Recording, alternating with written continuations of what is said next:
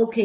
နောက်ဆိုဒီနေ့ရှုံးဆိုတဲ့စကားလုံးလေးကိုတင်မိမယ်ရှုံးပြင်းတယ်ပြုတ်ပြင်းတယ်လမ်းပြင်းတယ်တရားပြင်းတယ်ကားပြင်းတယ်ဟုတ်ပြီကဲနောက်ဆိုရင်ဆိုပြမယ်电脑ကွန်ပျူတာ电脑ကွန်ပျူတာ车杠车杠自行车设备自行车设备空调aircon空调aircon冰箱一个的哒冰箱一个的哒手机 handphone 手机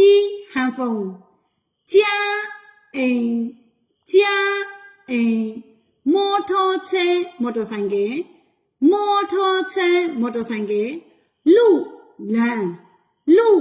拦ရှောင်းပြင်းတယ်နောက်ဆိုတော့ဘယ်လိုသုံးမလဲဆိုဥပမာအဖြစ်ရှောင်းလူလမ်းတင်တယ်ရှောင်းမော်တော်ချဲမော်တော်ဆိုင်ကယ်ပြင်တယ်